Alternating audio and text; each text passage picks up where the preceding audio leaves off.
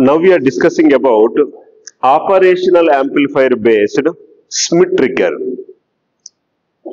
As the name suggests, in the output we are having two states. One is plus Vset and the second one is minus Vset. When the input is crossing the upper threshold, then the output is triggered towards the minus Vset, and when the input is crossing the lower threshold, the output is triggering towards the plus Vset. So in the output we have only two states, plus Vset and minus Vset. This output will be changed or triggered depending upon when the input is crossing either the upper threshold or lower threshold. That's why it is called a Schmitt trigger. But sir, we have already seen many square wave generators. We have seen the stable multivibrator, which is a free running multivibrator. And we have also discussed about the monostable multivibrator. What is the necessity of another circuit which generates the square wave? Here we are giving the sinusoidal signal as an input and we are getting the square wave as an output. But the speciality of this circuit is this triggering will not be affected by the noise, unlike the other circuits which we have discussed previously. That makes this circuit as special. The ability to withstand the noise and the ability to not being affected by the noise and the ability to not being triggered by the noise, that makes this Schmitt trigger as a special circuit. We know op-amp is having a very high gain, especially when we are using it as a comparator. So even for the small change in the input voltage, you observe in the output, there is a drastic change. Especially when the input voltage is changing around the V reference. When the noise is added to that V reference, even though the input is not crossed the V reference, but the output will be triggered. That is the problem. There is no doubt op-amp is very good compared to conventional transistor. But the problem here is, it is triggering, even false triggering we call.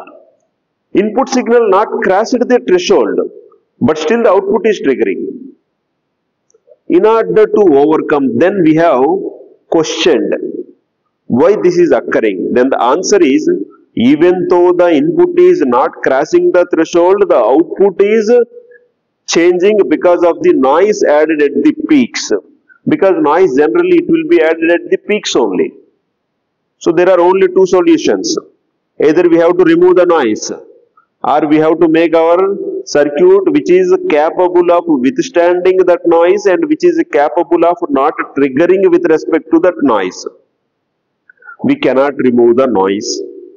Even if we remove the noise in our laboratory conditions, in the real time noise will affect.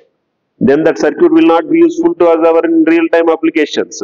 Our ship is safe when it is not moving, but ship is not designed to be there. So here the circuit is, we are not designing to operate in our laboratory. The circuit we are designing to operate in the real time situations. So real time situations definitely noise will affect. So that's why the speciality of this circuit is to withstand the noise. How? What makes this as special to withstand noise? We are adding the positive feedback here. This is the feedback factor beta. We are adding the positive feedback. The output is in phase with the non-inverting terminal input. Whatever the portion of the output we are feeding to the non-inverting terminal, this signal is in phase with the output. That is the difference we have observed compared to whatever we have discussed the multivibrators. Now here Mainly we are concentrating on the two levels, plus VSAT and minus VSAT, as we discussed in multivibrators also. Assume at initial stage, when T is equal to 0, when you have just switched on your supply, output has to be either at the plus VSAT or minus VSAT. We cannot predict, but we are assuming, because output has to be either at plus VSAT or minus VSAT. I am assuming initially the output is at plus VSAT. You can assume the output is at minus VSAT. There is nothing wrong in that. Okay, initially the output is at plus VSAT. Because the output is at plus VSAT, this is plus VSAT. We are feeding this plus VSAT to the non-inverting terminal. And then what is the current across the resistor R2? The current is VSAT by R1 plus R2. Sir, how you are taking like that? The current will not enter in this direction. That amount of current is negligible. So the current is V0 by R1 plus R2. Now, we want to get the voltage across the R2, because that is the voltage we are feeding to the non-inverting terminal. What is that voltage? So VSAT by R1 plus R2, this is the current into resistance, this is the voltage. We are calling this voltage, example, V reference. This is the reference voltage. Now the question is, I am calling this as VSAT, R2 by R1 plus R2. This is constant, R2 by R1 plus R2. I can represent this constant even with the beta. Then the V reference is plus beta VSAT. We are calling this as upper threshold.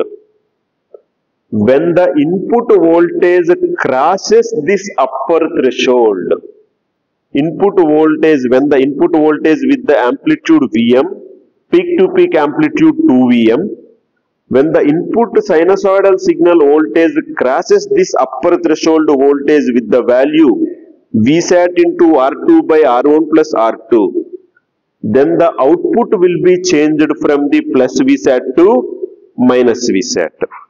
Now the output is minus VSAT.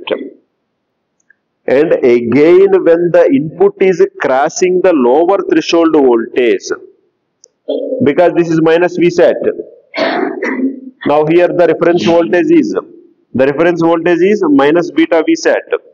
That reference is called as lower threshold. When the input is crossing the lower threshold, then the output changes its state from minus VSAT to plus VSAT.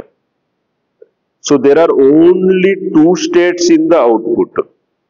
One is plus VSAT, second one is minus VSAT. We are feeding only two voltages to the non-inverting terminal of the op-amp, either plus beta VSAT or minus beta VSAT. In the input, we are only comparing two voltages, upper threshold and lower threshold. When the input signal is crossing the upper threshold, then the output is switching from plus VSAT to minus VSAT. When the input is crossing the lower threshold, then the output is switching from the minus VSAT to plus VSAT. The difference between this upper threshold and lower threshold, this difference we are calling as hysteresis. This difference is called as hysteresis. Hysteresis voltage. If our circuit has to withstand the noise, if our circuit has to not to triggered by the false voltage of the noise, if our circuit should trigger only with respect to our input but not with respect to our noise, then the noise voltage should be less than this hysteresis voltage. Then the hysteresis voltage should be higher than the noise voltage. So in real time scenario, whether you are working in the underwater, whether you are working in the space, whether you are working in the desert, or whether you are working in Antarctica, depending upon your applications, the noise will change. So this circuit, when you are using, the noise should be less than the hysteresis. When you are designing, you have to make sure that the hysteresis voltage should be higher than the noise. Accordingly, we will design the R1 and R2. By using this hysteresis concept, we have drawn one graph. This is called as hysteresis curve. Because this is resembling the magnetic material hysteresis, we are calling with the name hysteresis. You see, this is like a closed box. This is like a zone. We are calling this as a dead zone. It is our whatever may be the input, that is in this range only.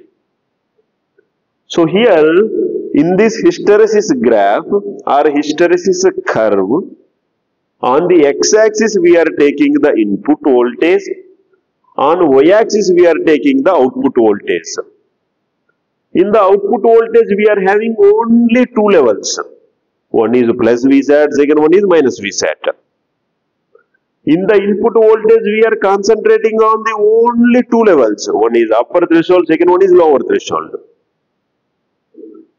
When the input voltage is crossing the upper threshold, then it is triggering from plus Vsat to minus Vsat. That's why you have shown the arrow direction like this. When the input value is crossing the lower threshold, then it switches from minus Vsat to plus Vsat. That's why you have shown the direction like this. So it is like looking like a clockwise direction. So this is how we are drawing the hysteresis curve.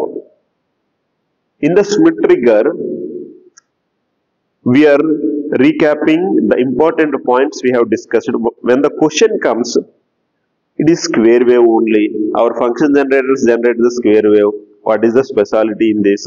Our multivibrators generate the square wave. What is the specialty in this? This circuit, when you are giving the sinusoidal signal, it is generating the square wave. But it is, instead of calling this as a square wave, it is changing in the two states. That is, with respect to input, it is triggering. It is not directly giving the square wave. With respect to input, it is changing its state. After a certain level, it is triggering. While triggering, we are making sure that a noise will not affect this. That is the speciality of this Schmidt trigger. We have discussed about the two levels, plus Vsat and minus Vsat. When the input voltage crosses the upper threshold voltage, then the output switches from plus Vsat to minus Vsat.